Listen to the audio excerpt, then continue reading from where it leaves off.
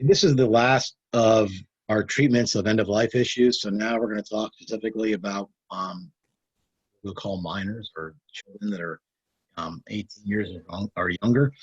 And we'll also look at, the unborn. We're not getting into any issues on, life issues per se, but we'll look about treatment and issues that involve deformities or birth defects and such, and how we ethically treat that, at least, from a medical standpoint. All right. The first and most obvious point to make here is that even though we're talking about somebody who's 18 years or younger, that child is still their own autonomous person. We may at some point look at people that are younger like, well, your opinion doesn't really count, and such. And that's perfectly fine that we're going to try to evaluate to what degree can that individual cooperate with their own health care. Nonetheless, let's just start with the basic point that they are their own autonomous person. All right. So we're going to try to figure out then that once we determine that there's certain principles that are going to apply to them just like they apply to anybody else. Just because they're younger than 18 doesn't mean that they don't have access to the same type of care for personhood that somebody who's older than 18. So the first thing, and these are obvious, but we're often talking about obvious things, at least in the beginning, to form our principles, is that we have to make sure that the parents themselves have competency. Okay, so if we're going to say that the parents, we'll talk about surrogates and also, other types of advocacy, proxy, let's say. Are they themselves competent to do what is necessary for this child? In other words, when I say willingness, do they have the willingness to seek the medical care that is in the best interest of the child? And they also are going to have a responsibility to allow whatever care is necessary for this particular individual to, treat a pathology, recover health, develop, and such. And they're also going to have to balance that with the care that they refuse. All right. So, these are some of the things that are going to determine exactly to what degree the parents are able and fit to be, whether we want to call some sort of surrogate for the child. And just from the text, there's three basic principles, right? And again, sometimes I see these things and I'm thinking everybody should know these, but they're always necessary for us to cover that the treatment has to be in the best interest of the minor. Now that may just seem within an obvious, but we don't always know, is a parent doing some sort of treatment, or are they concurring with some sort of treatment or lack of treatment that might make their particular life better? There's all kinds of scenarios we can come up with specifically. We can talk about finding ways to inhibit puberty with a handicapped child so the mother doesn't have to worry about taking care of a female child once she goes through this and such. So what is the advantage that the parent might be looking for? Is it in their own interest that they're using as a standard for this particular child's treatment, or is it the child themselves, right? Now, from a healthcare, the second point, from the healthcare provider's point of view, their primary interest is always the patient, even if the child is obviously younger. Now, that is not to say that they're not going to allow the parents probably to be the primary decision makers or the surrogate, right? But that being said, they have to remember that they're there to treat the patient. And the third point then flows from the first and second, in the sense that the entire family has to be part of this decision-making process. And I mean that specifically to the child themselves. So we're going to look that differs depending on the age of the child. It's obviously going to be different from a 3-year-old to a 7-year-old to a 14-year-old, right? But they have to be part of that decision-making process. Now, this you see in other realms of law too, specifically in custody cases, perhaps like when divorce settlements are being meted out. The court will determine, what's in the best interest of the child, but if the child's old enough to speak for themselves, it won't be the only factor that's considered, but it's certainly going to be a factor that's considered. So the same way here, these are the three principles that I think will at least be determinative in trying to come up with what degree this child is able to seek their own care through their surrogates. Now, when we talk about surrogates, that's one term. Sometimes these terms can be intermingled, and I've seen them intermingled in the past, but we're going to leave them here as I present them, so that way we have something solid our teeth down on. And I think the book laid it out this way. So if a child is under 18, they're going to have some sort of proxy that's going to be in charge of their care. The substitute is probably more likely than not going to be a family member. So they have had some communication with the child, that they can at least assume that the substitute, in other words, I will make the decisions for this child because I'm in proximity to the child. I come from the same cultural background, same ethical and moral underpinnings, perhaps the same religious background. So it's assumed that, their concern for the child, the way that they're saying it is that they would almost speak for the child had the child been able to articulate that themselves. Now, the reality is this is never perfect, because how many 13 and 14-year-olds have spoken about all these issues of medical decisions, particularly if it's end of life issues with their parents?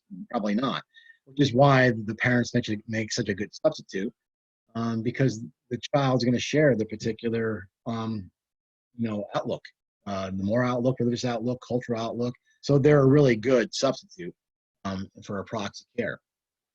The surrogate, let's say that the court would appoint somebody, or if the doctor is going to take charge of this particular instance, right? So if a court were to separate the child from the parents, the surrogate is not going to have the same access to the information for the child's care as the parents would, or such. So there's going to have to be different criteria that the court's going to weigh in determining whether or not the surrogate can move forward with full treatment and such. So there's various things that they'll consider. And these are more, we would say, scientific criteria, less subjective. Not that these things are not considered by the substitute. The substitute really can't. Remember, it's always important to remember that advocate for the patient, just because a person is choosing something that we find irrational doesn't mean that they're not competent or fit, all right? So it's particularly, we're going to talk about it towards the end of this, about religious convictions. Religious convictions would come into the substitute's role more so than, if at all, would they come into the surrogate's view. The surrogate's going to look at this in terms of survival. Like, what are the chances that this individual is going to be able to make it through the procedure? They're going to start to weigh the harms and the benefits. In other words, there's always going to be some expectation that there are going to be things that are unforeseen. What are the chances of those things? And then how will those things play out? So you're actually just trying to make a determination for the young person that they themselves may or may not be able to make. Again, even in this particular instance, it's not that the surrogate couldn't ask the child, but they're not going to have the same relationship that the substitute would have, okay? And then you're going to have to start to weigh out the outcomes. Now, when we talk about outcomes and qualities, right, this is never just an all or nothing. So a surgery is successful, now you're fine the rest of your life. It could be that the surgery can only do so much. It could be that the treatment can only do so much. So what are the long-term and the short-term effects that might be part of the outcome? And the same thing with the quality. How will the quality of life change after this procedure? And what are the short-term instances in that? What are the long-term? So rather than simply, making them on an intimate understanding of who this individual is, substitute would, the surrogate's going to look basically at these criteria and help use those to help them determine the best mode of action with this person's health care. All right, pretty straightforward, but nonetheless. Now, there are two other instances where even a person who's under 18 will be able to either legally or at least ethically speak for themselves. So let's talk about, we'll talk about the mature minor first. In religious contexts, oftentimes there is these moments of adulthood. You see it in Christianity, perhaps with confirmation, and Judaism with bar mitzvah and such. So once an individual gets to be like 7 or 8 years of age, you can see that there's a reasoning process. It's even the courts and legal system will realize that they can switch between right and wrong. By the time you get into your teenage years, you have a higher level of maturity that starts to be exhibited, and at that point, even the child, their desires and their wishes can be not just articulated, but they can be used to weigh in their health care, whatever the scenario might be. Again, you see this play out in custody battles in court. I mean, the court may not let the 15-year-old be the end-all decider, but it's going to be a strong criteria of way that they're going to use in determining what is in the best interest of the individual. Speak for themselves. So in the times of medical care here, they're going to do the same thing. If a 15-year-old has some ability to speak about what they want in their own particular care, legally and ethically, that weighs more. Even though they're not 18, they're still technically minors. The emancipated minor could be that the court, for some reason, has stepped in and legally the child has sought emancipation from their parent. So they've declared this child emancipated. Okay, that's simple. That's legal. Now everybody's on the same page. We know that that child is obviously going to make claims on their particular care. But there's other instances of young people who are not quite 18 that this also arises, and they're not subjective. So if a 16 or 15-year-old became pregnant, they now, just by that virtue of that act, have more say over their bodies and their care than if they were not pregnant. If you're 16 or 17-year-old and you have a child, that person is going to be typically understood as emancipated, whether or not they're 18 or not, just by the fact that they already have this child to take care of. There's other instances that probably can come up, but these are, maybe you can call them exceptions, but they're really just other things that get weighed in the whole decision. So, you as a healthcare worker, you would not be treating consent in the same way for a 16-year-old that has given birth on what should be done to this child and herself. You wouldn't just say, well, the mother needs to sign off on all this stuff, even though the particular patient is under legal age per se. All right. So you can see that, these, we'll call them exceptions. Might be a good way to put it that way. Kind of makes sense. It's pretty straightforward. Anybody have any questions on that? And again, sometimes these things get twisted around a bit. I think in the last class, in my mind, I switched around, substituted surrogate, because sometimes I read them that way. Okay. All right. Now, when we start talking about mandated treatment, we can't just think that birth defects are some outlier low statistic that, will I ever come upon this? Now, perhaps you won't be in the field where you're around children and such, but, you should know at the very least that according to the Center for Disease Control, 1 out of 33 children are born in the U.S. with some sort of birth defect. And it still accounts each year for 20% of all the infant mortality rates. So, they can vary, right? And even when a child is born with a particular birth defect, it depends what exactly we're talking about, to the degree that they could have other health problems that stem from that. Muscular dystrophy, certainly a chromosomal deficiency. Children that are born with Down syndrome could be relatively healthy per se, or they could have some severe health issues. It really depends. So the fact that we're covering this isn't some outlier notion. That's all I'm really going at with this.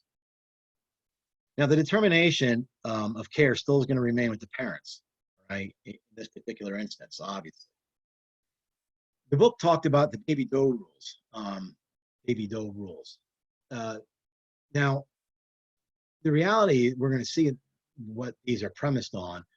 But back in the 70s and 80s, if I remember right, the particular case this came up, I think it was a mother who had a child with Down syndrome who wanted no care for the child after birth. I could be wrong in that. I should have remembered that. But these are one of these things in ethics you talk about so much, sometimes you forget what the foundation was, at least momentarily anyway. So legislation was passed that it mandates treatment to the child as soon as it's born, regardless, right? So even if the child comes out with handicaps or some sort of birth defects, that's not an instance alone or criteria that you would not seek treatment. Now, the reality is that these have rarely been used. I can only think of 1 or 2 times that they've actually been cited, because I think, if I recall, that they have to be initiated by the Child Protective Services for that state. But that aside, the reason why they're important to cover them, why the text covers them, is because they're influential, right? They've determined how healthcare will be paid, and I won't get into the controversy surrounding them, okay? Now, there are some instances we can say, perhaps, where even in the course of a child born with a disability, that there are other factors taken into account. So nothing is ever just black and white in these regards. So we have the suffering that's going to be a consideration on the behalf of the parents, and obviously the suffering that will be on behalf of the child that's born with the defect. And this suffering should not be discounted, and it should not be limited simply to physical, because mental anguish is certainly an aspect of healthcare that we're concerned with. In fact, that we're somatic beings, right? Stress really affects us.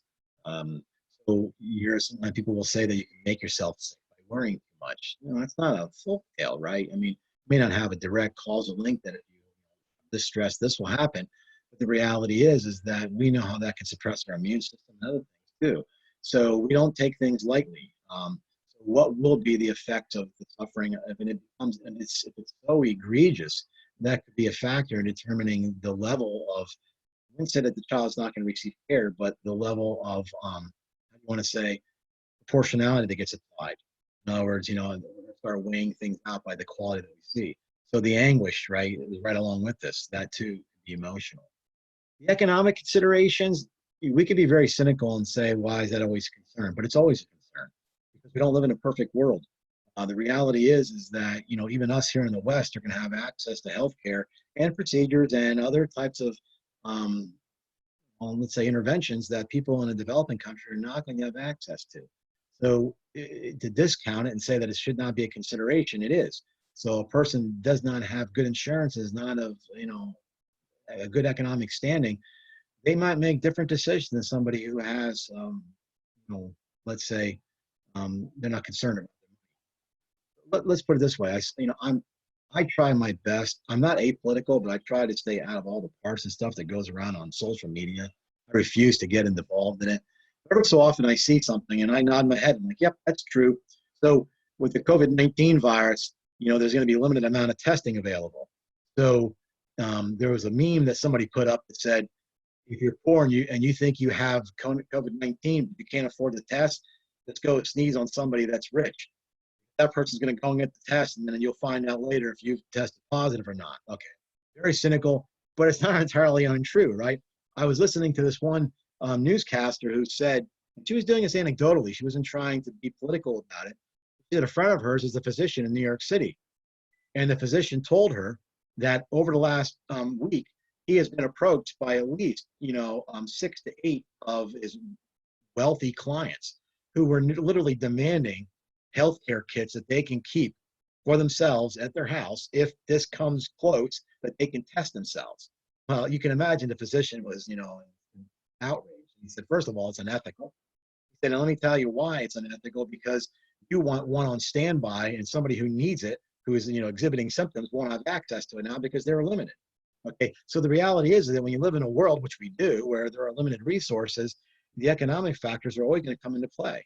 And does that mean that people with more money are going to have more access to some healthcare and treatments others don't? And will that have something to do with how somebody who's born with a particular birth defect plays out? Absolutely.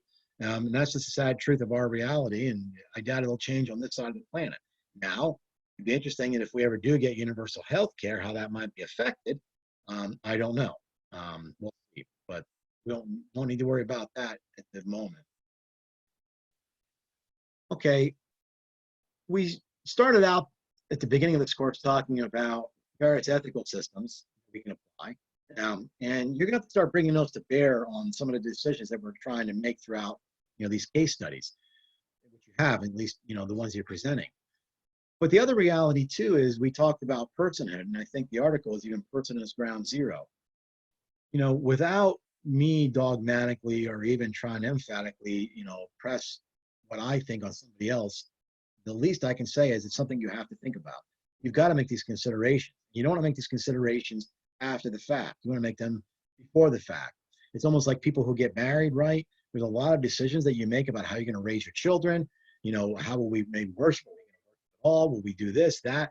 Oftentimes those things are always shelved. And then what happens when the children come along, and all of a sudden it brings up tension between a couple because they don't know, they haven't dealt with this. Well, it's the same way with, these issues when you're married. So, what, I'm sorry, I won't extend that analogy. It's the same thing to do within healthcare. you're bound by certain professional principles and obviously legal concerns, but you also have your own ethic, and you could always opt out of certain things because you don't find that to be compatible with how you see life. So, all I'm saying is you determine your own personhood. So I want to give you a couple examples, one on screen, and then the other two I'm just going to tell you about. Okay. I use this in my ethics course because I think it's a really good illustration. Because people are going to look at individuals that are born with particular handicaps sometimes as less than person, right? Now, I don't know how you particularly feel about that. But here, this Muhammad Zeke, and this is a story from 2017, and he's still kicking strong here. I saw this, I read about them last summer. His wife, who helped him in this particular procedure, he has since passed away, so he's by himself. He's a single dad. Now, the local hospitals all know that he'll take any orphan child that's terminally ill. And he takes them in whether or not they're going to last, 3 or 4 hours, whether or not they're going to last, 4 or 5 years. So when he was interviewed about this one girl, and he's already, as this line blurb says, he's already buried 10, and they've died in his arms. He has a 6-year-old girl with a severe brain defect who is basically mute and blind. But he always holds her, and he always plays with her, and he always touches her. And if you want to just pop his name into YouTube, you could probably find like just short home videos of him. He'll talk to them, and which, why would you talk and sing to somebody who's deaf? But his view of personhood is this individual. Now this is religious, right? They see him as having a soul, and he says, I want to love them like they're my own. And if you read further, he'll say, I have no other way for them to let them know that Allah loves them in order to do this. So I realize they're going to die. He's not, I want to say, confused on that fact. He just wants them to treat him the best that he thinks his own person should be treated until they do die. So I was reading this one instance. Now, this was a lower income family that was in a situation where they didn't have a lot of resources and not well educated. Now, I'm not saying all that might have played into it, but I was just watching this the other day, and I wish I'd have got more information, but it was a video, so I didn't jot it down quick enough. So they didn't do any prenatal screening or such. And when the mother and father were there for the birth, obviously the father was there with the mother. The minute that the father saw that the child was missing one arm, he ran out of the room. He didn't think this was a handicap that he was prepared for. He didn't know the child was going to be handicapped. And, the fact that he was going to now he saw this as a son, and there's going to be a son that's not going to be able to do the things that he wanted. He left. And the nurses went and found him. And the nurse said, are you coming back in? And he said, I never in a million years dreamt I'd have a child without an arm. And the nurse said, I think you need to prepare yourself. He has no limbs. He's a quadriplegic from birth. Well, the father was so devastated that he wouldn't look or talk to his child for 3 months. And the mother didn't do much better, although they kept the child. But this is him talking now as his child who has lived and made it into teen years. He couldn't understand life without this child.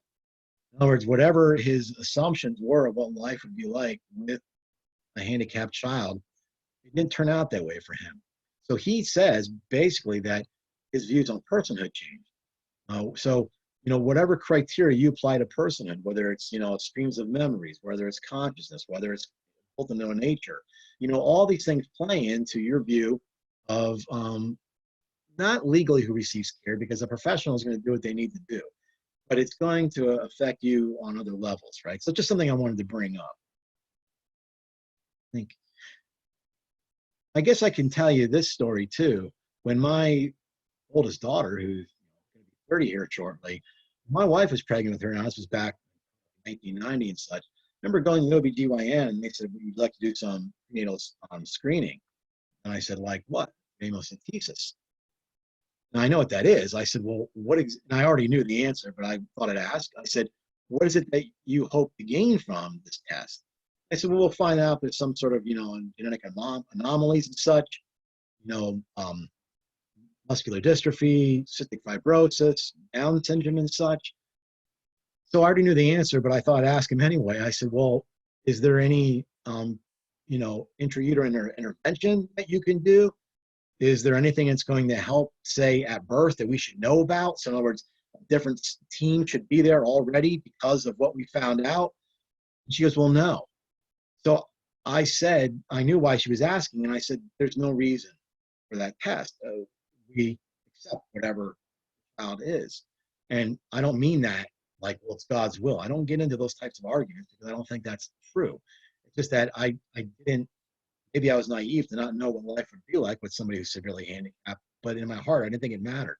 And I could tell you from a personal point of view, because this is an ethics course, this is, an Augustinian institution. I have friends who have severely handicapped children. One was confined to a wheelchair in his 30s. He couldn't feed himself. He couldn't change himself. I can't even imagine what a daily regime must be like for the father. And that one particularly was a single mom to boot. She had to work from home. She had to take care of this child. For me, that's almost heroic status, right? So you can't compel somebody else to do that, but these experiences help form. I guess the reason why I brought up mom and Zeke, this experience helped form our understanding of person. At least they had for me. Right? So that brings us, and we're going to look at this in our case study here online. That brings us to the idea that to what degree is the child's handicap affecting our lifestyle a factor in determining whether or not we should treat this child with palliative care, or whether or not, well, you can't, this isn't about allowing the child to die. I don't mean that. That's covered by the baby doe rules, but how aggressive one is during this factor, okay? Well, I'm going to leave it there because that's going to come up in our study. So baby doe rules are premised on the best interest standard. In other words, it's not a reflection of yourself in the individual. In other words, well, if I were them, I wouldn't want to live like that. You almost have to put that aside and start to try to evaluate this in terms of how would they make that same determination? How can I make a decision that they themselves? Now, obviously, how do you do this? Because obviously, we're talking about a newborn child and such, but you're trying to do the best that you can for that individual. And remember, from a healthcare provider's point of view, they are autonomous beings, and they as a patient, should receive all the care that anybody else should. All right, so all these factors come in.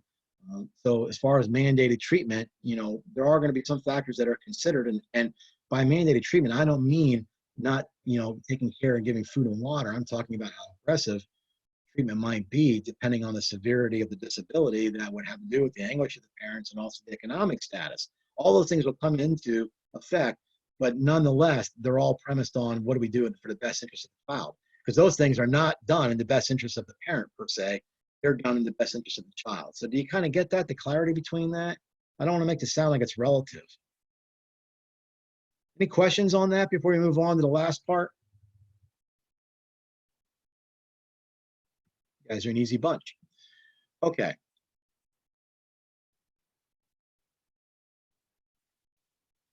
Now,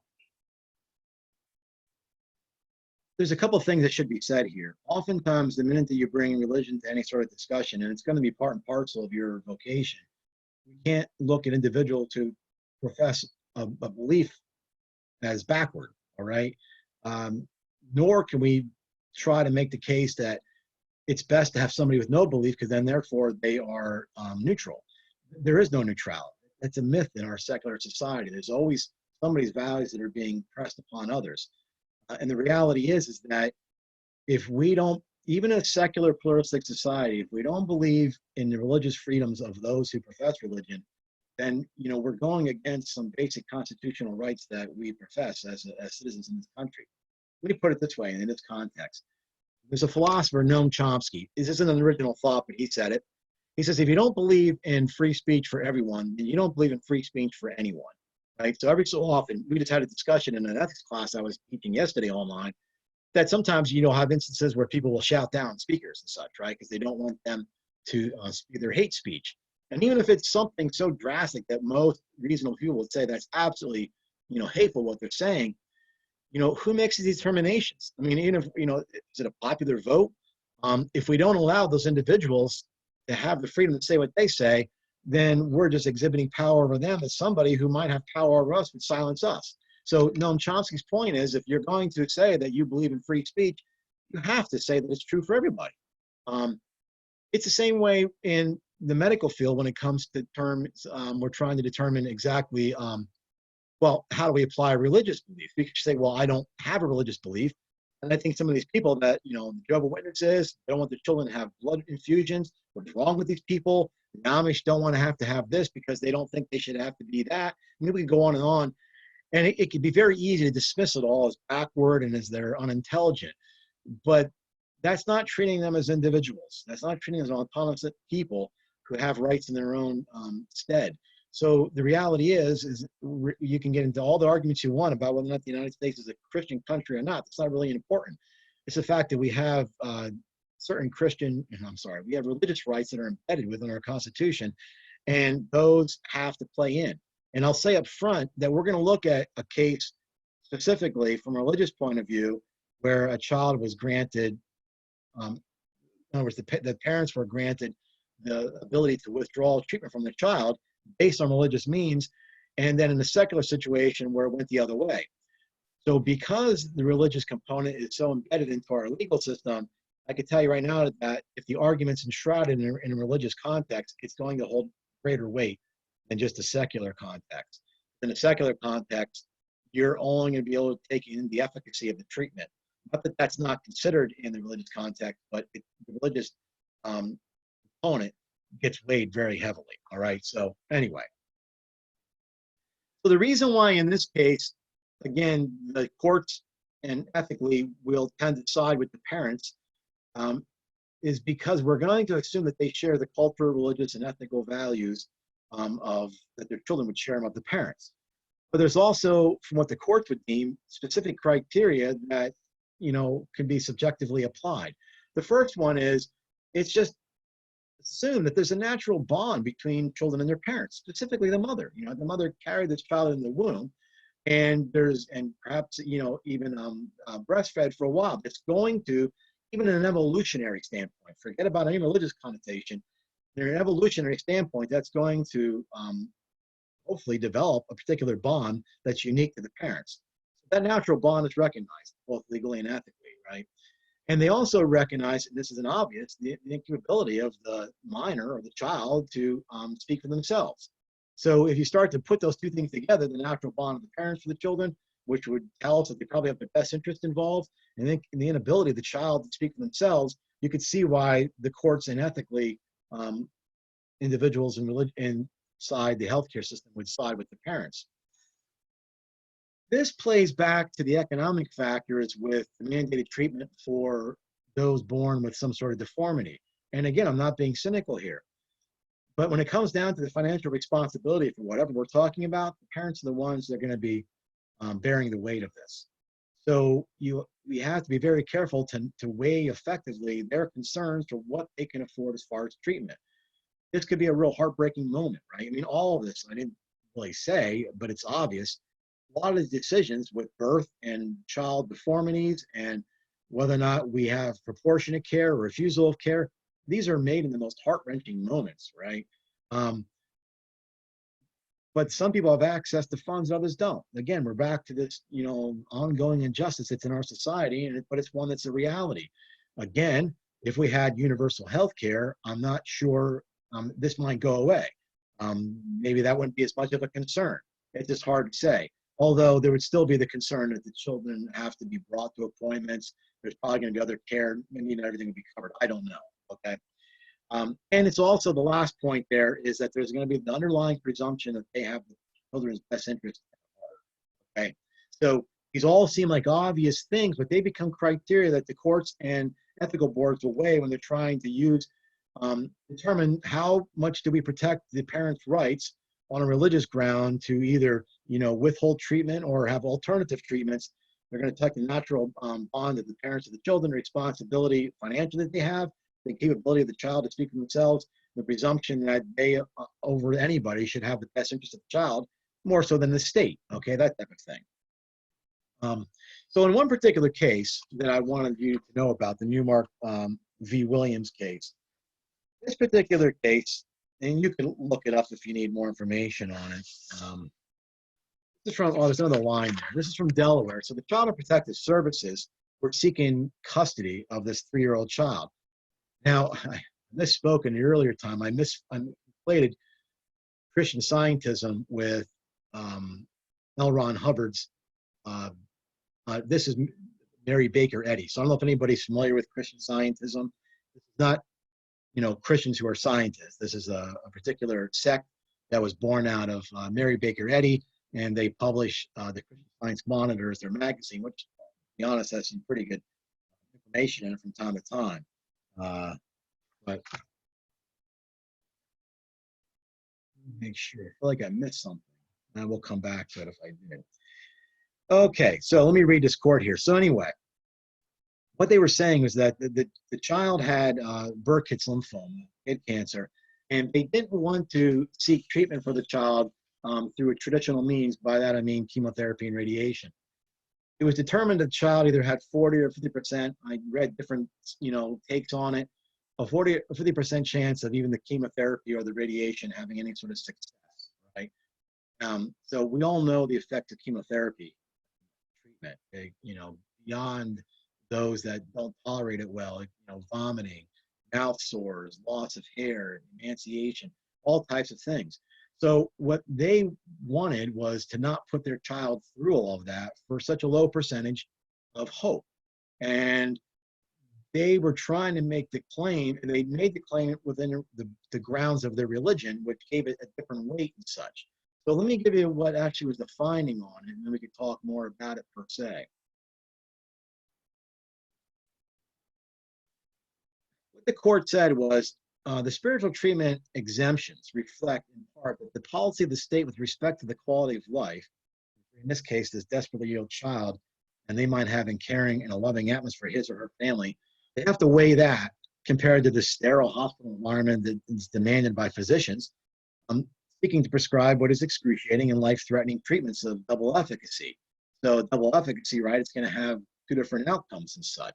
So what they determined is they made the argument that if the child doesn't have a life expectancy that perhaps is going to be, measurably and qualitative, then why can't you not just bring this child home, withdraw treatment, and allow him to die in the comfort of our own home, rather than in a sterile hospital atmosphere, and he undergoes all this. Now, there's more to it. You can just go and Google the case and such if you want to read up on it, but that's the gist of it per se. But it was favored. They went in favor of the family because of the religious grounds. And the reason why I make that point is because if similar arguments are made on non-religious grounds, seeking exceptions from medical care, the court has and may not weigh the criteria in the same way, because they're going to fall on best interest of the child, and almost assume the role of surrogate, right? So, for instance, there was one case, let me make sure I can read it here to you. Yeah, it's called The Matter of Joseph Hofbrauer. So this child had Hodgkin's lymphoma, and what his parents wanted was they took him to Jamaica to get an alternative metabolic treatment. Now, this metabolic treatment doesn't have zero efficacy, but it doesn't have the same efficacy as chemotherapy and radiation. But they wanted him to be treated that way. But the court said no, that, because of the low efficacy rate and such of that, we're going to assume custody and then force treatment on this child. There was another case that was sort of similar to that, and let me see what that one was called, the custody of a minor from Massachusetts this was 1979, where it was similar, but the child was actually already went through chemotherapy and responded somewhat to it, but when the cancer had reoccurred, at that point, the parents did not want to bring them back, and they wanted these alternative treatment, and the same metabolic alternative treatment was showing some progress. But it's hard to determine whether or not the efficacy was from latent treatments that came prior, or whether or not it was directly from that. So, these things can go either way. And the reason why I don't get more involved in the legal cases outside of mentioning them is, one, because I'm not a legal scholar, but two, that it's one thing to read through these cases and to give all the nuances of them, but it's another thing to try to interpret how they are going to, only this way, it's impossible to determine how they're going to be interpreted. So laws are never just black and white. It's how will the judge understand them and how will they be applied in particular situations that may have other circumstances, right? So from a legal healthcare professional's point of view, I think it's enough that you're aware of these and that you're aware in this particular instance that, religious convictions hold a higher weight than secular convictions. And if the child, the parent is trying to withhold treatment and there's no religious conviction involved, and they're probably going to go after some level of surrogacy. And if they achieve that, then they're going to do the best interest based on survival, harms, benefits, quality, and outcome, and they'll weigh all those things out. So those are the various factors. Any questions on that before we do the last thing?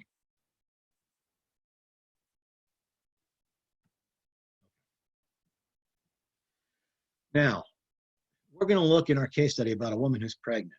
And without this devolving into some sort of life and pro-choice dichotomy, there's still things to be considered here from an ethical point of view and from a legal point of view. So if a woman detects certain abnormalities or even suspects some sort of abnormalities, we know, strictly speaking, that depending on the issues on the state she's in and what those laws are for abortion, that's always an option, all right? But in general regards, the American gynecologist and obstetrician, I want to say this, they're going to favor, well, we'll leave it at this. I'm going to keep it simple for you. They're just going to favor the woman's autonomy almost exclusively.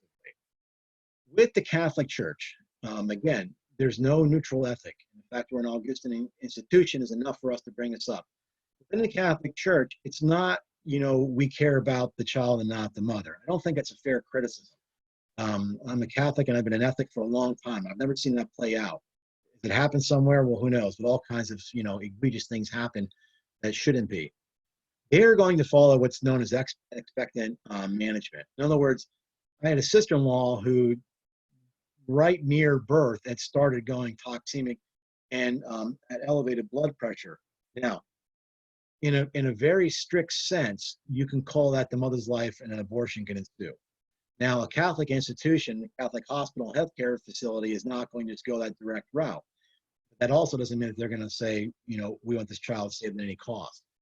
So what they did in this particular case, and my sister-in-law was not in a Catholic institution, she was in a community hospital, but it was back in the, 1980s, so times, maybe even 70s.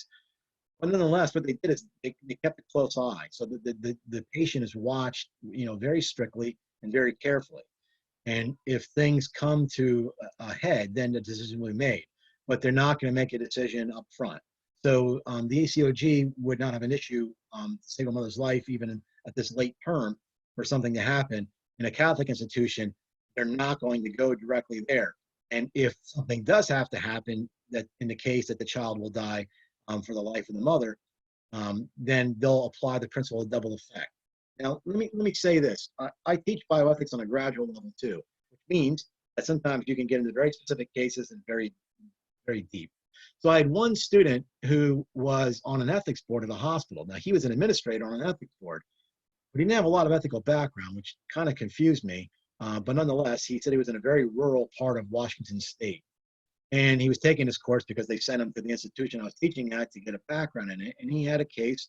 He's not Catholic, and it wasn't a Catholic institution, but he wanted to go through an issue of abortion just like this. So I was trying to explain to him the principle of double effect. And I was explaining to him, and we were doing this virtually, like me and you guys are doing this now. I was explaining to them how, morality is determined in an act, and that if the child could not be saved in the end, and the mother's life is the only thing that could be saved, you get to a point where it's basically triage. And analogies are always terrible, but here's an analogy.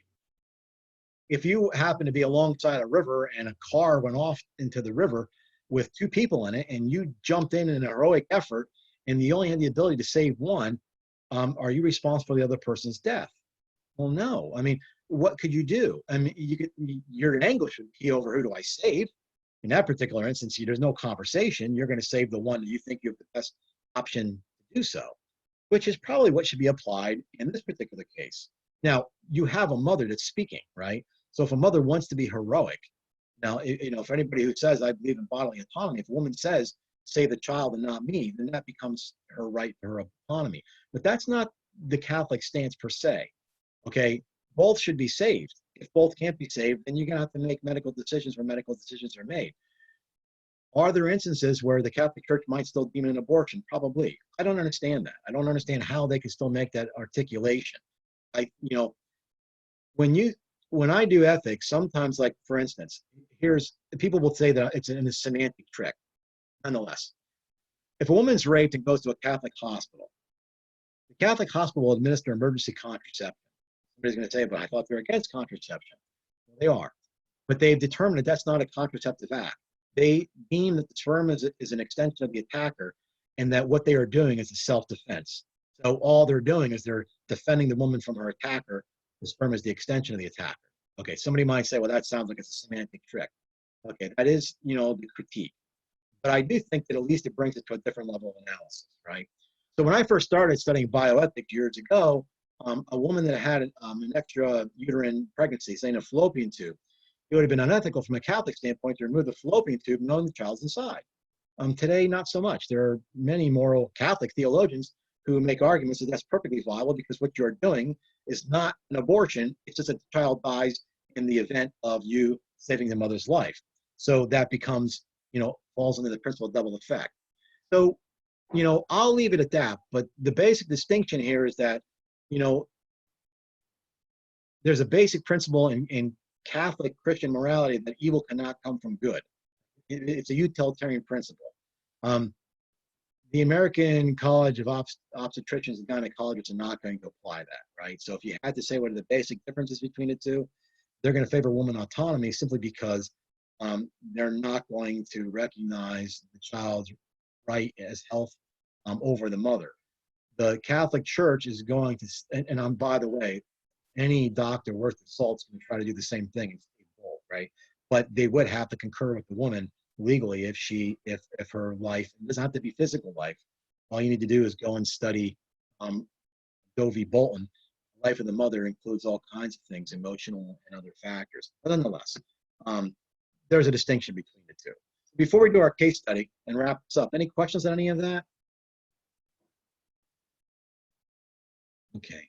You get out your phones. This was a very lengthy case study. I should have just given you guys a link to it. I think it must have been about 15 pages. So I tried my best just to grab some little aspects of it. So a pregnant woman named Amanda, she presents to the hospital at 22 weeks, basically. She has cramping and bleeding. She's diagnosed with cervical incontinence, transferred to a high-risk unit and at a tertiary management hospital nearby, and they expect delivery to be immediate. Questionable likelihood of this pregnancy progressing to term. It's almost, they know it's not going to make it to term. And there's always risk involved with a premature delivery. So Amanda says to the healthcare team that if my child delivered prior to 27 weeks EGA, please only provide comfort measures. Okay. So what happens then is she goes on to explain her reasoning. Trying to get this thing out of the way. Amanda articulated her values with regard to disability. In other words, what she said is, I have a very low threshold. Now, if you read through the whole study, and there was a lot more to it, but she just can't deal with it. And if this child comes out blind, she finds that to be intolerable. How will I ever deal with a child who's blind? So her beliefs led to her express her concerns about her not having a child with disability, and her husband agrees. He doesn't want this either. So with that being said, what I'm asking of you is this. Should the estimated gestational age alone be the considering factor in predicting the neonatal outcomes of Amanda's unborn child? Yes, that's the critical act, right? Or no, there's other factors involved, or yes and no. It's a standard, but it can't be the sole standard. And as a heads up, I got rid of the yes or no answers for the rest of these because I want to see people choose.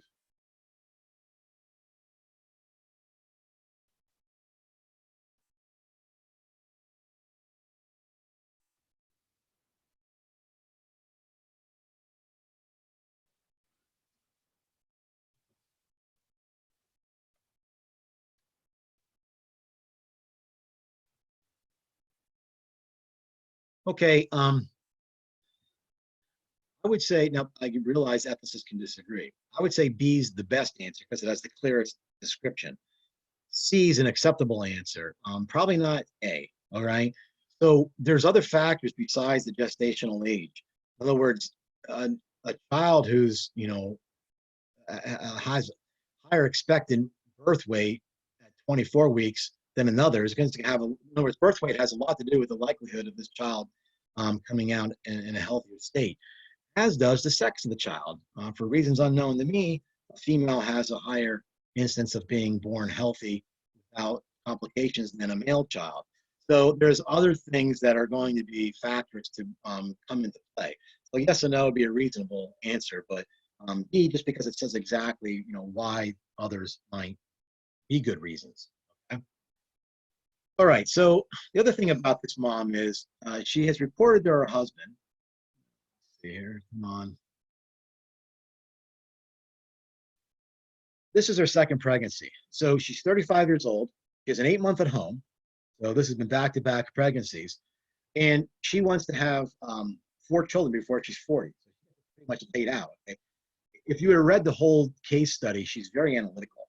You almost feel like you're talking to Sheldon's roommate on Big Bang Theory. Remember his mom who's so detached, talks in clinical fashion. That's kind of how this woman was in real life.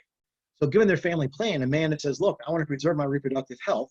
So this is playing into my decision that I don't want this child, to affect my future chances of having others. So without prompting from the treatment team, she asked for information about adoption. Now, this request elicited a very strong negative response from the nurses, perhaps compounding an existing negative response to her initial request for comfort care. In other words, let me just lay it out. The nurses are wondering, what are you doing here? At one minute, you're saying that you want us to just give comfort care and allow this unborn child to die. And now you're saying, well, what about adoption? So they're starting to be very concerned that she doesn't have an emotional connection to this unborn child. And they request a psychiatry consult to evaluate whether or not Amanda has some homicidal intent towards this baby. So the question I have for you then, let me get this out of the way.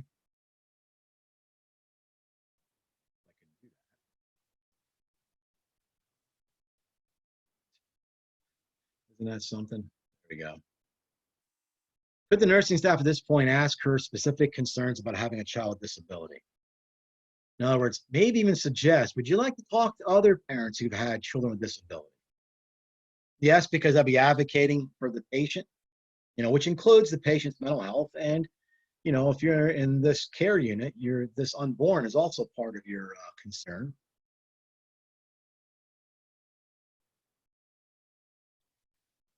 Okay. You have it right there, obviously. Okay. Now, this would have to be mitigated a little bit because obviously you can ask her about what exactly are your concerns, because it could be that she's not realistic. It could be that she thinks she has a blind child and she's going to feed the child, she's going to dress. I mean, they don't realize how independent some people can live with particular disabilities.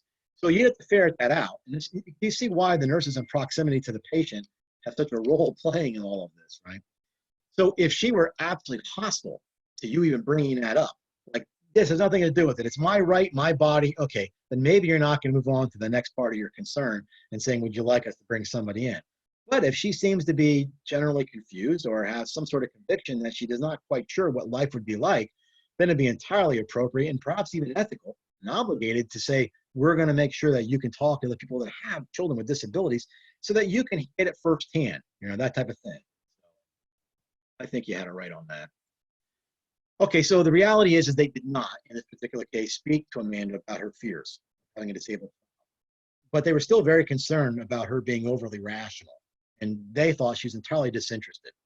So they want a psychiatry consult requested by the nursing staff. Now, I couldn't fit everything in. I'm limited on my character space there, but this means unwarranted.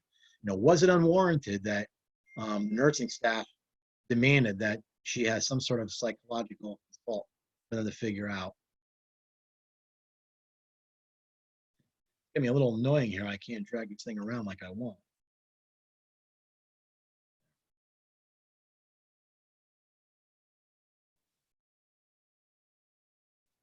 We're getting close to the end here, so I'm going to assume that you guys all did that as B. You're right.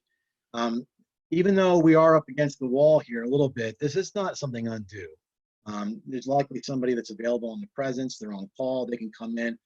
This isn't too much to ask. Okay, so good call. Now, the psychiatrist did evaluate Amanda in real life and determined that there was no support for what the nurses were concerned about. Nonetheless, the neonatologists, they advised Amanda, look, we have no identifiable genetic or anatomical abnormality. So the only concern here is that the child's going to be born premature. And there's always a risk there, but that's it. So just so you know, Amanda, that when this child's born, that we have to apply our medical judgment, which would include initiate resuscitation based on that. You can't tell us to not do that, because once the child's out, then we have a fully functional, autonomous being, right? So the minute that Amanda heard that, she became very dismissive and said, well, okay, now I want an abortion, all right? But her ability to choose an abortion at this particular gestational age, it's constrained by particular state laws. You know, even in the most liberal states, she has a small window of time, and even within that window of time, it could not be performed at this particular hospital in this case. So she'd have to travel out of state to locate a provider to perform the abortion and then make financial and practical arrangements. So all of that had to be done in the window of time that she could still legally do that. So this, there's a short window. We'll leave it at there. So what I want you to do here, and this is where I said you can do something different. This isn't just an answering yes or no. If you go and try to type anything in, you're going to get a web link, and the web link's going to bring you right to poll everywhere. And it's not going to bring you to anywhere else in the website except you're going to see my poll. You're going to see these four things, and all you do is you touch on the left-hand side, and you're going to see an arrow, and you can move them up and down. So I want you to put them in the order that you would deem a priority. Now, I'm not indicating, and I probably should make this a little more legitimate, because you can have a personal ethic on this, and you can have a professional ethic you're going to have to follow on this. I realize that. So we won't worry about that per se.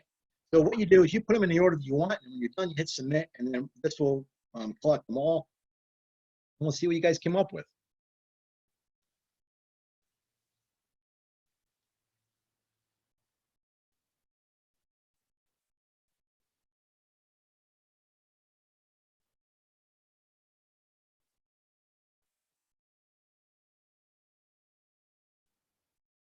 As you're doing that, I'll just talk real quick.